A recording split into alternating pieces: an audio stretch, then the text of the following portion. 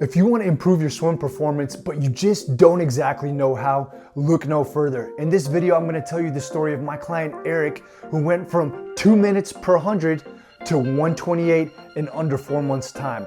We'll show you the exact things that we did to get this result. Sit back and learn how you can do this too. To illustrate Eric's progression, we're gonna use my local athlete, Eddie, who amazingly possesses a lot of the same technical issues that Eric had back when he was swimming 2 minutes per 100 when we first started working together. The first thing I want you to notice in the stroke that it is very stiff and rigid and possesses very little swim mobility, which is necessary for achieving perfect technique. If you don't have mobility, you can't get in the correct positions to achieve correct technique. His elbow was dropping and he was swimming what I call uphill.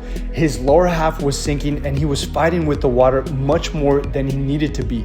Now, these two things are very easy fixes, and I'm gonna show you exactly what we did with Eric to fix those issues right now. For Eric, one of the big aha moments came when I told him that he needed to rotate slightly more. I told him he needed to reach more because he wasn't setting himself up correctly to bring in the big power muscles in his body. That elbow was dropping because he was staying flat. But by rotating more, he was able to get that elbow up there to engage the power muscles. Look at what we did with him to achieve that. The drill that I want to do first is called the underwater dog paddle drill. All right, this is a drill where we keep our arms in the water, and for some reason when you do that, you can grab so much more water. All right, so Eddie, it's like this. You're gonna swim freestyle without bringing your arms out of the water. You're gonna keep them in the water. So we're gonna just go from one side to the other, keeping our elbow high and pulling back. And as you rotate your whole body from one side to the other. All right?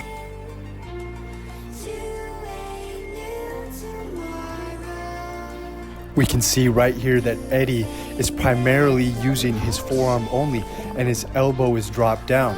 I can see he's a strong guy, but he's not using his shoulders, his lats, or any of his tricep muscle to pull major water back. Let's see if we can help him.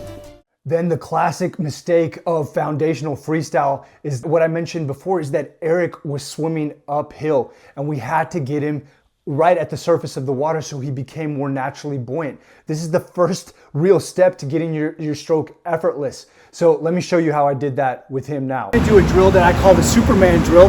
We're gonna first do it on the wall. I want you to hold on to the wall. I want you to extend your body as much as possible. We want his chest to dip in. The shoulder blades are gonna dip in, so we open up his chest. And with him being fully extended, the more you stretch out, your back half will float to the top.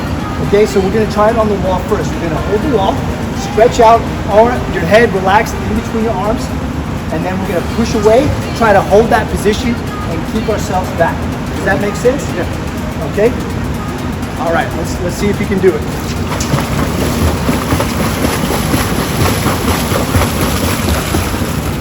Yes, pretty good. I just want you to try it one more time. Extend your body a little bit more. Extend those arms just a tad bit more, and we can get those legs to rise up even more. Make sense? All right, give it a try. Yes, that's much better. Notice how his shoulder blades are totally flat within his body. That's what we want to see.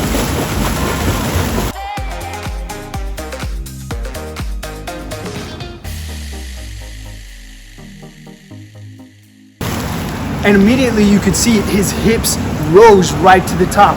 Excellent, that was much better. Did you feel it that time? I felt my feet coming out of the water, yeah. Yeah, see, he can feel that buoyancy coming right to the top. All right, that's excellent.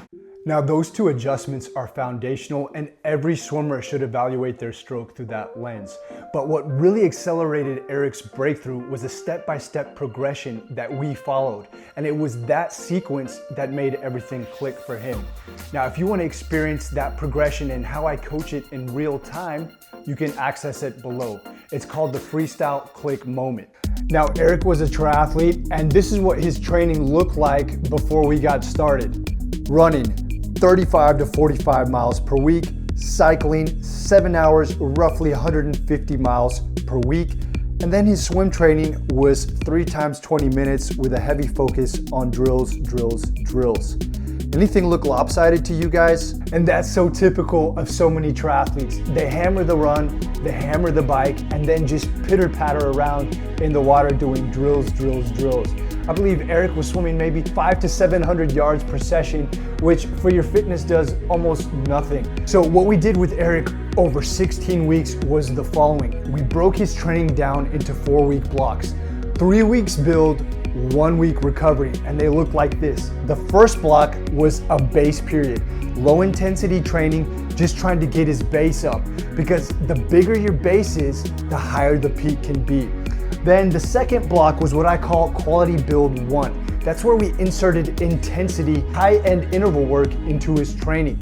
And guys, all the while we were still working on his technique. That was going in conjunction with this fitness building. Then the third block was build 2. That was just building on quality build 1, where we just inserted more intensity, more volume. Everything was going up to create that stimulus needed. Then the final block was the climax week, where we had the highest intensity, the highest volume. And that block also contained tapering off, weeks where we just got easier and easier, still keeping intensity so he stayed sharp, but it led to an event that he had, a triathlon event that we wanted to be rested for. And that is the period where the breakthrough happened performance-wise. In the base block, this is what Eric's training looked like. So in week 1, we just wanted to raise his volume up. Remember, he was doing 600 to 700 yards per session, and we needed to raise it up quick. So we did 3 times 1.5K, and we used a lot of equipment in the warm-up and the cool-down. The main set was always without, so we wouldn't have that equipment as a crutch. And you can see the progression as follows. Week 2, we added a 4th session. After one of his bike rides, he had a window to jump straight into the water and do a swim. We took advantage of that. And we had 4 sessions, 4 times 1.5K, totaling 6K. Then that 3rd week, which was always our biggest week in each block, we went up to 8K, 4 times 2K equaling 8K. And guys, you can skin this any way you want, but this is what we did with Eric. He needed to raise his base volume up so that his peak could be higher. And then that 4th week was about taking it a step back before we built again. And all the while, like I said before, this was low intensity training, doing a lot of stuff with technique, doing a lot of stuff with equipment, just so that we could have that base foundation. So in weeks 5 through 8, we progressed, but now we added that intensity that I mentioned before. So week 5 was 8K total, and we inserted threshold and VO2 max into his training. And then in week 6, we upped the volume just ever so slightly, up to 10K now. All right, week 6, 10K. Remember, when he first started, he was swimming 600 to 700 yards a session, and now he was doing K. The equipment was still involved. That is still there, helping him to get through that. But now we were doing threshold and we were doing speed endurance. That's something where you swim an effort level around 6 out of 10, but we just go longer. It mimicked his triathlon effort, and that's why we had it in there. And then in week 7, we upped it to 11K, and you can see the breakdown. We did 2 times 2.5K sessions, and then we did 2 times 3K sessions. And threshold, that was there every single time. I believe threshold is the bread and butter for most people, especially triathletes. So that was there every week. And again, we flipped back to VO2 max. High intensity training really helps you have quality all through your energy zones. If your high end is top notch, you're more efficient across all the zones. And then week 8 was recovery. I put 9K there. We split it up in different ways, but there was still some threshold involved. The rest of it was pretty much just keeping things ticking over, lower intensity. All right, guys. Now this is really the meat of the training, and you're gonna notice a little shift from build 1 to build 2. The biggest one I want you to notice is that you'll see a lot more speed endurance involved. And that's because he was a triathlete and we were getting more race specific. So we were doing a lot of longer tempo type stuff in his training. But we still had that intensity. Just because you're a triathlete and you're doing something long or you're a distance swimmer, that doesn't mean you shouldn't do short, fast efforts. Because again, without that quality, you can't be efficient even in the slower stuff. So in that week 9, we had 10K total. It was spread across 4 sessions, and we had threshold, speed, endurance. Week 10, we raised it up to 12K, and it was probably 4 times 3K sessions. I have to go look back at my notes, but I saw in our journal that it was 12K at this time, and we had VO2 max involved in speed endurance. And then week 11, we had 4 sessions. We held it at 12K because, you know, Eric's not a machine and neither are you. We can't just up it. At that point, we really needed to listen to his body. He was feeling some fatigue, and I didn't want to just up it again. We just kept it the same, and we kept the intensity there. We reverted to threshold, and we kept that speed endurance involved. Now, week 12, I really wanted him to recover. We dialed it back all the way to 8K, but I wanted him to stay sharp, so we still had VO2 max sessions involved. And you're probably thinking, Lucas, you're telling me VO2 max, you're telling me threshold, you're telling me speed endurance.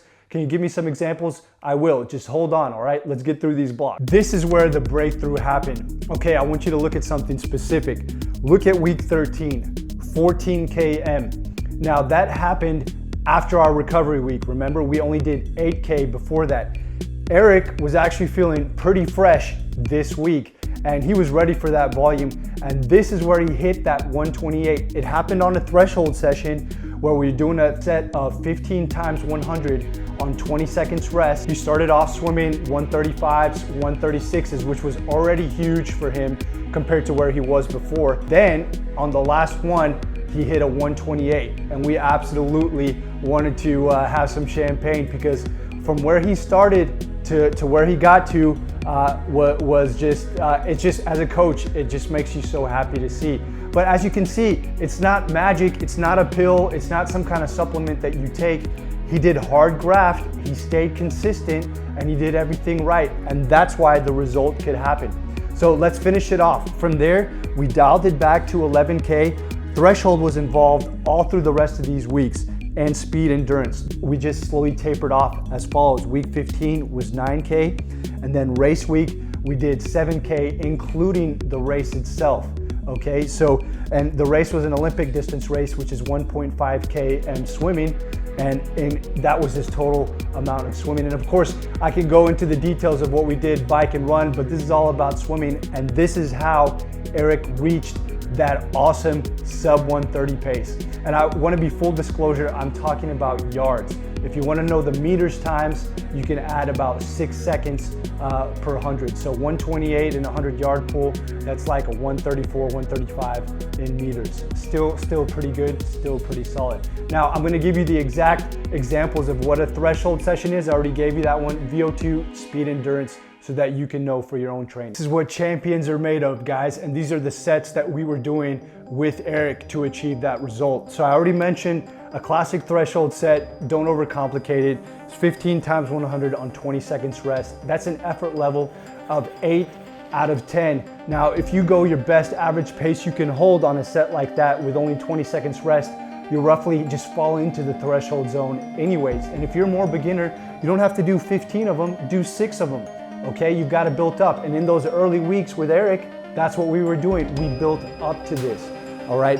Now, VO2 max, it's been proven scientifically that 4 minutes at an effort that is almost all out on long recovery is the sweet spot for improving your VO2 max. Now, in swimming with Eric, we did it like this. We did 4 rounds of where we did a 50 at 99% effort. Then we took 10 seconds rest, and then we went into a 200 still at 99% effort. All right, after this 200, we took a long rest. I'm talking like 4 minutes, 5 minutes rest where he was just doing easy swimming, trying to get a full recovery. And then we did it again. You almost want to think of this as this is a race. Let's give it our best shot, okay? Then speed endurance, I remind you, for him, that was race-like effort because he was a triathlete. We were trying to get into that tempo zone. And we did something simple like 6 times 400 on 1 minute rest, and that's an effort level of 6 out of 10. And you can bring in equipment. With him, a lot of times we like to do 400. The odd ones, number 1, 3, and 5, were with no equipment, and the even ones were with fins or with paddles. And that's how we just built that base as well. So this is what you can do. It's not about just swimming easy laps all the time. This is the mistake I constantly see with swimmers. You can't get fast unless you train fast, and if you do it systematically with structured recovery within, you can achieve great things. Now, if you're wondering what your actual swim potential is right now, take the swim potential quiz below. It'll show you where you stand and what you're capable of. It's been a pleasure to break it down with you like this. If you want to get more specific on those workouts and want more details, you can always check out this video. Please like and subscribe. It helps the channel, and I'll see you next time.